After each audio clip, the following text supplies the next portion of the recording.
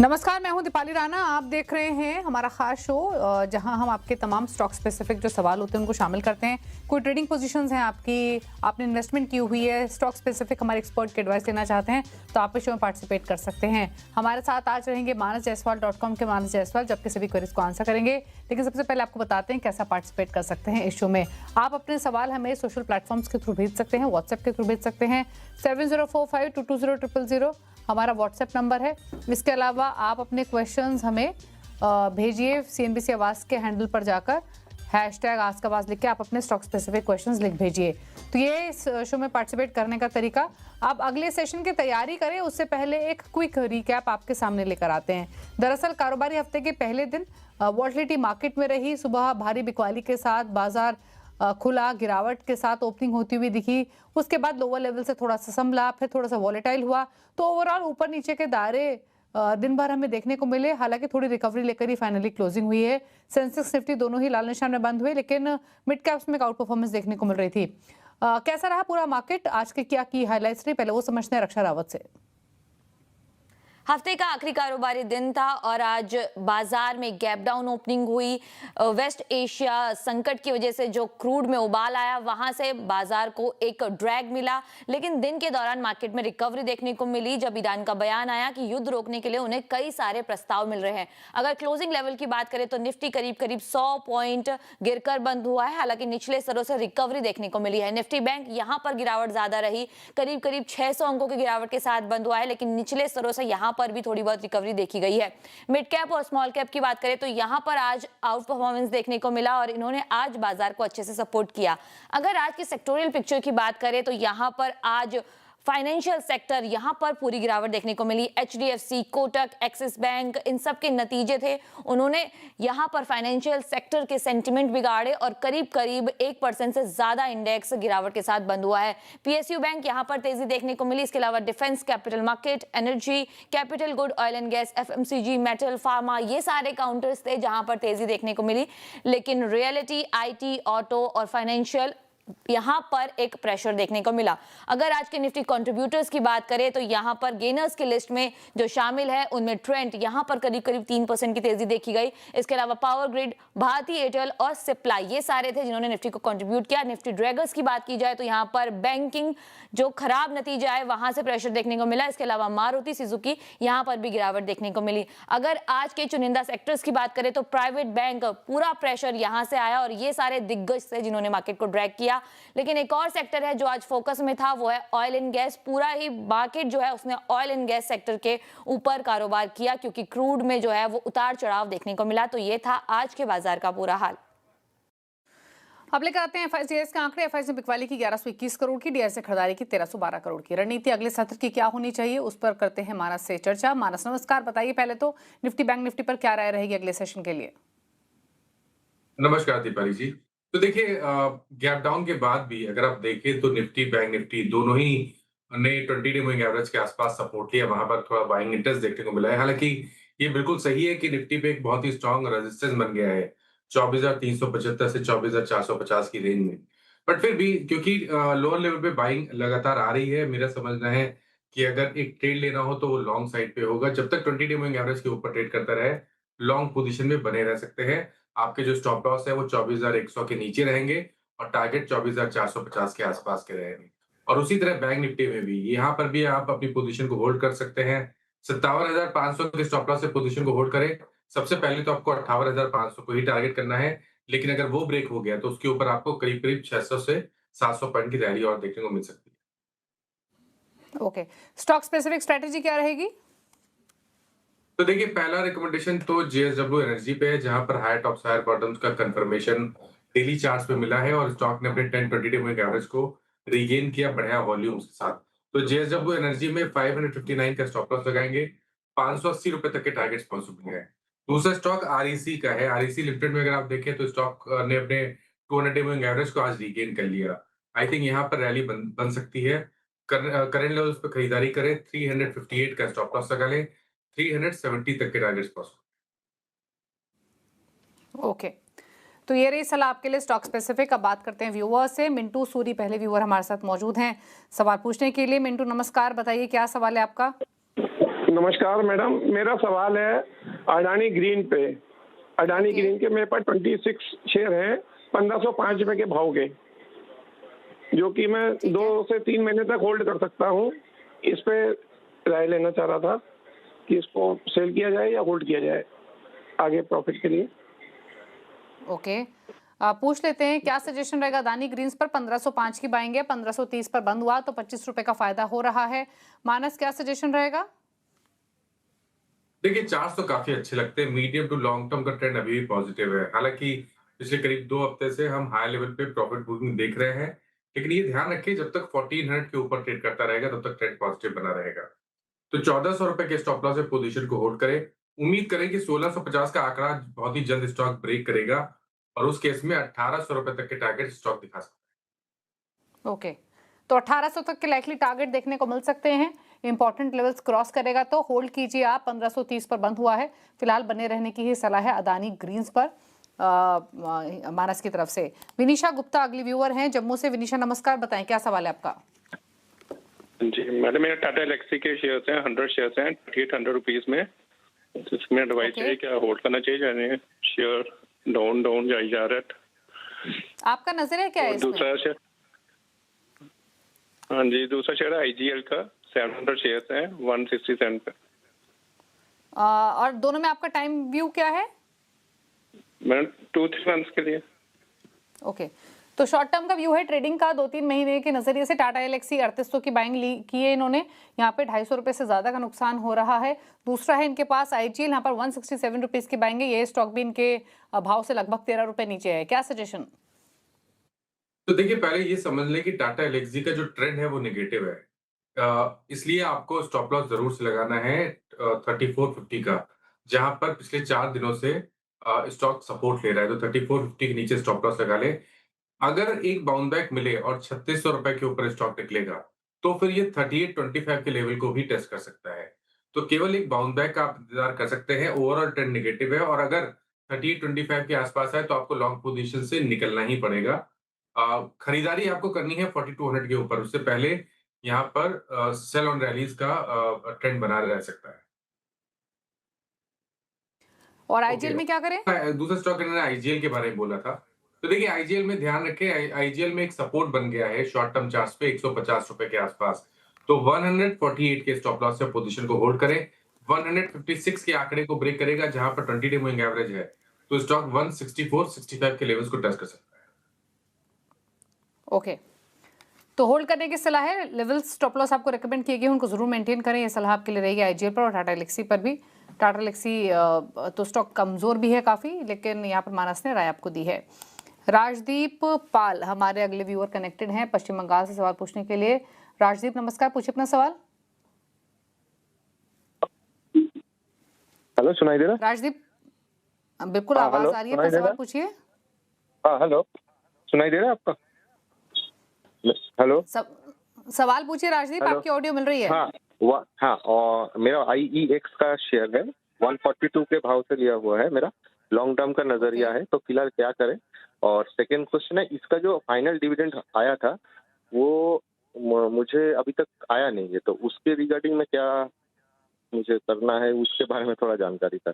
तो final dividend वो announce हुआ था मई महीने में, 14 मई को, तो अभी तक मुझे आया नहीं है। उसके रिगार्डिंग वो किस में क्या करना है, थोड़ा हेल्प होगा तो अच्छा नहीं, होगा। डिविडेंड जो आया है उसका वो तो डेफिनेटली जो उन्होंने डेट दी होगी, डिविडेंड रिकॉर्ड डेट, तब आपके अकाउंट में आएगा, तो वो तो आपको डेफिनेटली मिलेगा। बट आप मुझे बताइए आपका व्यू मैं इसमें फोन क्या है? किया लॉन्ग था। टर्म के लिए लिया आपने? ये लॉन्ग टर्म के लिए है, लॉन्ग टर्म के लिए है।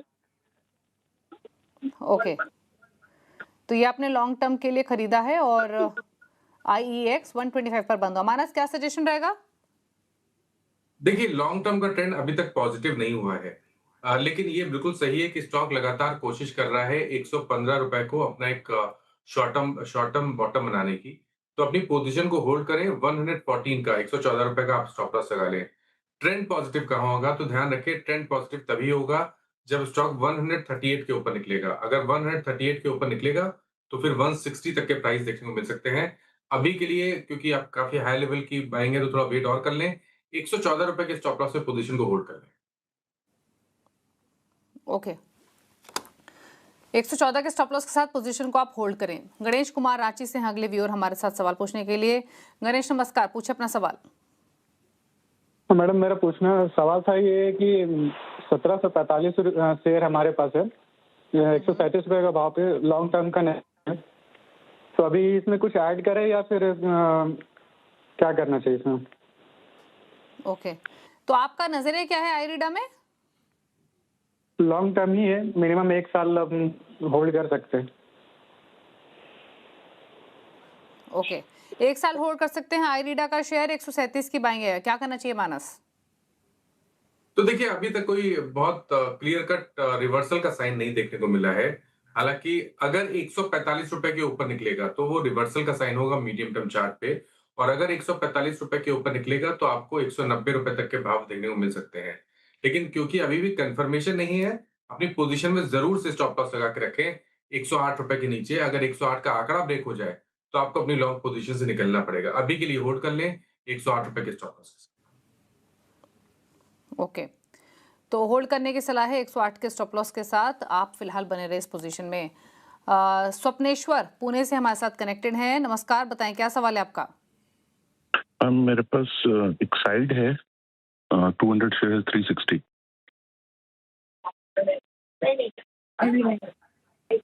200 360। नहीं, आप कितने समय रख सकते हैं स्टॉक को वो बताएं प्लीज। तो कोई प्रॉब्लम नहीं है मैम, वैसे अच्छा, पोर्टफोलियो के हिसाब से। और मैम एक चीज और पूछना था, आई हैव HDFC 770। अभी HDFC तो बहुत गिरता जा रहा है, इसका क्या करें? ओके, क्या करना चाहिए? HDFC की बाइंग आपकी क्या है वैसे? 770। ओके, 770 की बाइंग HDFC में और 77 पर ट्रेड कर रहा है। एक्साइड 360, दोनों पे बताइए क्या राय है? रख सकते हैं वैसे दोनों शेयर्स को? देखिए एक्साइड स्टॉक तो आपने काफी बढ़िया चुना है और अच्छे लेवल पे आपने एंट्री ली है। आई थिंक यहाँ पर बने रहना चाहिए, राइट करना चाहिए, क्योंकि मंथली और क्वार्टरली चार्ट्स काफी अच्छे लगते हैं। स्टॉक में रिवर्सल के साइन है और उस बेसिस पे अगर एक साल के टाइम के हिसाब से, टाइम फ्रेम के हिसाब से टारगेट सेट करने हो तो वो 560 रुपए के आते हैं। 560 के टारगेट के लिए पोजीशन को होल्ड करें। स्टॉप लॉस आपको 350 रुपए के नीचे लगाना है, 360 रुपए के नीचे लगाना है, और टारगेट आपको 550 से 580 की रेंज में सेट करके चलने हैं एक्साइड इंडस्ट्रीज में। एचडीएफसी बैंक की जहां तक बात है, देखिए एचडीएफसी बैंक अगर आप देखें तो जब भी बाउंस बैक देखने को मिल रहा है तो वहां पर सेलिंग प्रेशर देखने को मिल रहा है। इसलिए अप्रोच अभी भी कॉशियस रहेगी जब तक ये 860 860 का लेवल ब्रेक नहीं करेगा, जहां पर स्टॉक का 200 मूविंग एवरेज है। यहाँ पर ट्रेंड पॉजिटिव नहीं बनेगा, इसलिए अपनी पोजीशन को आप होल्ड करें, लेकिन 740 का स्टॉप लॉस जरूर से लगाएं। ओके, बात करते हैं रमेश सिंह बिष्ट से, रामनगर से कनेक्टेड हैं। रमेश जी नमस्कार, बताइए क्या सवाल है आपका? सवाल पूछिए प्लीज, क्या राय है आपकी? मैं मनीष बोल रहा हूँ मुंबई से। ओके, मेरे पास मस्काओ डॉक के 160 शेयर हैं, लगभग 140 रुपए के पल्स के हिसाब से। मैं अभी देख रहा हूँ फिलहाल कुछ काल में कुछ ज्यादा अप डाउन हो रहा है, तो मैं जानना चाहता हूँ लॉन्ग टर्म में इसका क्या विजन है? ओके, पूछ लेते हैं तो क्या सलाह रहेगी आपके लिए। क्या करें मैस्डॉक में? यहाँ इनकी बाइंग है इनफैक्ट एक बार अपना बाइंग प्राइस दोबारा बताएंगे आप? मेरा 140 के रेट से तो समय हो चुका होगा आपको इसको काफी होल्ड करे हुए। यस, काफी समय हो गया, 4 साल हो गए। इसके अलावा आपके पास BDL भी है? जी हाँ, BDL भी है। ओके, और BDL में किस लेवल की बाइंग है? मैम ये मैंने कुछ 70-80 के रुपए लिया था, 400 शेयर है मेरे पास। क्या करना चाहिए? मैस्डॉक BDL काफी अच्छे लेवल की इनकी बाइंग है, पुरानी होल्डिंग है और देखिए मल्टीफोल्ड रिटर्न्स इनको मिल रहे हैं। मनीष सोनकर माफ कीजिए हमारे साथ हैं ये पुणे से, तो क्या सजेशन दोनों होल्डिंग्स में? तो देखिए मस्काओ डॉक की जहां तक बात है, यहाँ पर ये सही है कि हाई लेवल पे थोड़ी परेशानी हो रही है स्टॉक को सस्टेन होने में, लेकिन जैसा कि इन्होंने बताया कि लॉन्ग टर्म इन्वेस्टर हैं, तो मेरे ख्याल से 2000 का आंकड़ा जब तक ब्रेक ना हो, उसके नीचे क्लोज ना हो, तब तक अपनी लॉन्ग पोजीशन में बने रहिए। अगर एक बार 3000 का आंकड़ा ब्रेक हो जाएगा तो फिर रैली रिज्यूम हो जाएगी और उस केस में पिछले हाई को भी ब्रेक करेगा और फिर 4000 तक के प्राइस भी आपको देखने को मिल जाएंगे। अभी के लिए रिस्क रिवॉर्ड के हिसाब से ठीक लगता है, मेरे ख्याल से चांस ले सकते हैं 2000 के स्टॉप लॉस के साथ। बीडीएल में भी आप पोजीशन को होल्ड करें, बीडीएल में भी एक सपोर्ट बनाए हैं करीब 1000 रुपए के आसपास। 1049 का आपको स्टॉप लॉस लगाना है, बीडीएल में भी बने रहना है। अगर यहाँ पर 1575 के लेवल को स्टॉक ब्रेक करेगा तो फिर रैली वापस रिज्यूम हो जाएगी और उस केस में आपको वापस 2000 के आंकड़ा देखने को मिल जाएगा बीडीएल में। ओके, तो ये राय रही आपके लिए। गोविंद शर्मा है बरेली से, इनसे करते हैं बातचीत। गोविंद नमस्कार, बताइए क्या सवाल है आपका? 150 के। हेलो, ओके, बताएं। और बीएससी के 10 शेयर हैं 4150 के। बीएससी 4150 और दूसरा स्टॉक कौन सा बताया आपने? एमसीएक्स 2950। ओके, 2950। एमसीएक्स है आपके पास 2950, बीएससी है 4150, और दोनों में आपका नजरिया क्या है? नजरिया तो ये आप कम से कम 10% का लें, प्रॉफिट तब निकले। ठीक है, फिर है ना, पूछ लेते हैं। छोटे मुनाफे लेकर निकलने की तैयारी कर रहे हैं ये। बीएससी 4150 की बाइंग है और 2950 की बाइंग एमसीएक्स में है, तो क्या करें अभी तो बीएससी इनके भाव से नीचे है। देखिए 10% को अर्न करना था तो इन्होंने रिस्क ज्यादा बढ़ा ले लिया है। 10% का मतलब 5% ज्यादा का रिस्क नहीं लेना चाहिए था, इनको स्टॉप लॉस लगाना चाहिए था। बट अब क्योंकि पोजीशन इनके पास ऑलरेडी है, मेरा सजेशन ये है कि पहली चीज समझ लें कि बीएससी में कुछ रिवर्सल के साइन है, जिसकी वजह से स्टॉक करेक्ट हो सकता है और करेक्ट हो सकता है, डीप करेक्शन देखने को मिल सकता है और 3200 रुपए तक के प्राइस देखने को मिल सकते हैं। पहला काम करना है आपको स्टॉप लॉस लगाना है 3540 का। अगर 3540 का आंकड़ा ब्रेक हो तो निकल जाए पोजीशन से, उससे पहले कोई बाउंस बैक मिले और 3800 3900 के लेवल्स देखने को मिले तो आपको लॉन्ग पोजीशन से निकलना है। फ्रेश खरीदारी अब आपको केवल 41 रुपए 41 के ऊपर ही करनी है, उससे पहले खरीदारी ना करें, फ्रेश खरीदारी ना करें। और उसी तरह के पैटर्न्स एमसीएक्स में भी हैं। एमसीएक्स में भी ध्यान रखिए कि यहाँ पर भी मीडियम टर्म चार्ट पे कुछ रिवर्सल के साइन है। स्टॉप लॉस लगा के रखिए 2500 रुपए का, अगर उसके नीचे जाए तो लॉन्ग पोजीशन से निकल जाए। रिकवरी देखने को मिले 3000 3100 तो वहां पर अपनी पोजीशन से आपको एक बार निकल जाना बेहतर रहेगा। खरीदारी करनी है तो 3300 रुपए के ऊपर करेंगे, उससे पहले खरीदारी नहीं करेंगे। ठीक है, तो ये रही सलाह आपके लिए। दोनों स्टॉक पर अकॉर्डिंगली आप स्ट्रैटेजी बनाएं। शशांक भारद्वाज गाजियाबाद से हैं हमारे साथ सवाल पूछने के लिए। शशांक नमस्कार, बताएं अपना सवाल। नमस्कार मैम, मैं एक्चुअली 2 साल से विप्रो और नेल्को में लॉन्ग टर्म के लिए इन्वेस्ट कर रहा हूँ। सो एज ऑफ नाउ मेरे पास 301 शेयर विप्रो के हैं 223 एवरेज प्राइस पे, और नेल्को मेरे पास 368 शेयर्स हैं 200 के एवरेज प्राइस पे। तो मेरा होराइजन लॉन्ग रन है, सो वांट टू चेक कि शुड आई स्टे इन्वेस्टेड या प्रॉफिट बुकिंग करना चाहिए मुझे। थोड़ा पूछ लेते हैं क्या सजेशन रहेगा आपके लिए। क्या करें ये विप्रो और नाल्को दोनों में? विप्रो में 223 की इनकी खरीदारी है, नाल्को में 200 रुपए की बाइंग की हुई है। तो देखिए दोनों स्टॉक चार्ट्स पे अच्छे नहीं लगते हैं मीडियम टू लॉन्ग टर्म के लिए, स्पेशली विप्रो जहां पर बहुत क्लियर ट्रेंड है, लोअर टॉप लोअर बॉटम बन रहे हैं। जब भी रिकवरी देखने को मिलती है तो स्टॉक अपने 20 डे मूविंग एवरेज के ऊपर भी सस्टेन नहीं कर पा रहा है, तो यहाँ पर आपकी अप्रोच बहुत कॉशियस होनी चाहिए। कभी रिकवरी देखने को मिले 185 190 की रेंज में तो वहां पर लॉन्ग पोजीशन से निकल जाए। खरीदारी अगर आपको करनी भी है तो 210 से पहले ना करें, 210 के पहले ना करें, उससे पहले ही सिर्फ रिलीज का स्टॉक बना रहेगा।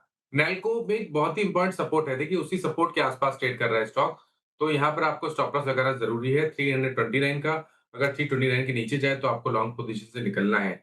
स्ट्रेंथ केवल 380 रुपए के ऊपर आएगी, अगर 380 निकल गया, उसके ऊपर आ गया तो फिर आपको 440 वापस देखने को मिल जाएगी। तो यहाँ पर आपको होल्ड की रणनीति को फॉलो करना है। ओके, तो ये रही आपके लिए सजेशन इन दोनों ही शेयर्स पर। रुकने से के साथ एक ब्रेक के लिए लौटेंगे तो कुछ अभी और से करेंगे बातचीत। चलो आपके साथ हैं।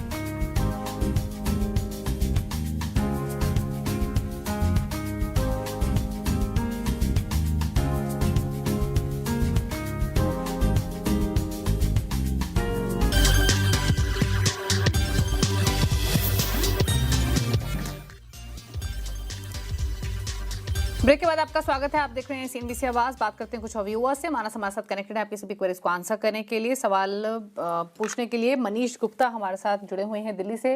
मनीष नमस्कार, बताइए क्या सवाल है आपका। नमस्कार। ये तो 2 शेयर हैं, टाटा इलेक्ट्रिक के 40 शेयर है, 4600 रुपए की बाइंग प्राइस पे, और इन्फोसिस है 45 शेयर 1460 रुपए की बाइंग पे। 1460 इन्फोसिस, टाटा इलेक्ट्रिक 4600। आपका नजरिया क्या है दोनों शेयर्स में? लंबी लॉन्ग टर्म में लॉन्ग टर्म व्यू मानस। ओके, समय दे सकते हैं। दोनों में ही काफी नुकसान हो रहा है क्योंकि इन्फोसिस 1480 पे खरीदा है और टाटा इलेक्ट्रिक 4600 पे। तो देखिए टाटा एलेक्सी का जैसे मैंने पहले भी मेंशन किया है, इसका जो मेन ट्रेंड है वो नेगेटिव है, इसलिए आपकी अप्रोच बहुत कॉशियस रहेगी। आपने जो भी पोजीशन बनाई है, जिस भी लेवल पे बनाई है, उसमें 3450 का स्टॉप लॉस जरूर लगाइए। अगर 3450 के नीचे जाएगा तो गिरावट बढ़ेगी, इसलिए वहां पर स्टॉप लॉस लगाना जरूरी है। उससे पहले कोई रिकवरी देखने को मिल जाए 3700 या 3800 रुपए तक, तो वहां पर आपको लॉन्ग पोजीशन से निकलना पड़ेगा, वो बेहतर स्ट्रेटेजी है। खरीदारी तब तक ना करें जब तक 4200 के नीचे स्टॉक ट्रेड कर रहा है, तब तक खरीदारी नहीं करनी है। इन्फी की जहां तक बात है, इन्फी में आप चांस ले सकते हैं, अपनी पोजीशन को होल्ड करें। शॉर्ट टर्म चार्ट्स पे एक बॉटम बना है 980 रुपए के आसपास, उसके नीचे आपको स्टॉप लॉस लगाना है। अगर ये 1200 रुपए के ऊपर निकल जाएगा तो फिर रैली बनेगी करीब 1400 रुपए तक। ओके, गोपाल सिंह भाटिया ने एक सवाल भेजा है दिल्ली से। एमटार टेक पर इनका सवाल है। 7345 की इनकी बाइंग है और 110 शेयर्स हैं। 1601 पर ट्रेड करते हुए क्या सजेशन? एमटार टेक, एक मिनट। ओके, तो देखिए आई थिंक ये 5% सर्किट इसमें लग रहा है। अगर आप पिछले करीब 3-4 दिन से देखें, यहाँ पर आपको बहुत कॉशियस रहना पड़ेगा, क्योंकि जो 5% सर्किट वाले स्टॉक होते हैं वहां पर निकलना बहुत मुश्किल हो जाता है। कभी ये सर्किट ओपन हो और कोई रिकवरी देखने को मिले तो मेरी राय में 6400 के आसपास आपको लॉन्ग पोजीशन से निकलना है। खरीदारी केवल 7200 7200 रुपए के ऊपर ही करनी है। सवाल लेते हैं, मयंक ने भेजा है कानपुर से। एनटीपीसी पर 2000 शेयर्स इनके पास, 382 इनका खरीदारी का भाव है। क्या करना चाहिए इनको इस पोजीशन में? तो देखिए शॉर्ट टर्म के लिए तो ठीक लग रहा है। शॉर्ट टर्म में रिकवरी आएगी तो शायद 360 रुपए तक भी चला जाए स्टॉक। आपके पास जो पोजीशन है वहां 340 का स्टॉप लॉस लगाएं। लेकिन ये लॉन्ग टर्म वाला स्टॉक नहीं है, पोर्टफोलियो में रखने वाला स्टॉक नहीं है, और ये पोर्टफोलियो में रखने वाला स्टॉक तब तक नहीं रहेगा जब तक ये 370 के नीचे ट्रेड करेगा। तो लॉन्ग टर्म के लिए तो 370 के ऊपर पॉजिटिव होगा, बट कभी कोई उछाल मिले तो 360 के आसपास से यहाँ से निकले तो बेहतर रहेगा। ओके, तो ये रही सलाह आपके लिए एनटीपीसी पर 347 पर बंद हुआ आज के सेशन में। चेतन गांधी का सवाल है स्विगी पर 455 की इनकी बाइंग है, 200 शेयर्स अगेन होल्ड करने का इनका व्यू है। क्या लाइकली टारगेट स्टॉप लॉस रह सकता है क्योंकि नुकसान काफी है, बताएं। देखिए काफी ऊपर की बाइंग है तो निकलना थोड़ा मुश्किल लगेगा, लेकिन मेरा व्यू थोड़ा सा बुलिश है एक्चुअली स्विगी पे। मेरा समझना है कि स्विगी तैयार है एक मीनिंगफुल बाउंस बैक देखने के लिए, जिसमें शायद 320-325 तक की रैली स्टॉक दिखा सकता है। अभी के लिए मेरी राय में बने रहिए और 230 रुपए के नीचे स्टॉप लॉस लगा लीजिए। ओके, होल्ड करने की सलाह है, फिलहाल स्विगी में बने रहें।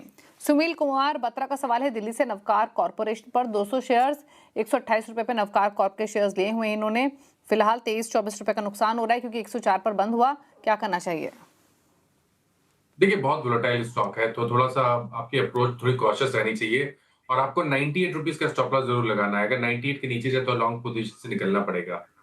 अगर 110 रुपए या 112 रुपए के ऊपर गया और वहां पर ट्रेड करना शुरू करेगा तो आपको 120-125 तक की रैली दिखा देगा। ओके, सवाल लेते हैं एक और ये सवाल हमें भेजा है गोवर्धन रेड्डी ने हैदराबाद से।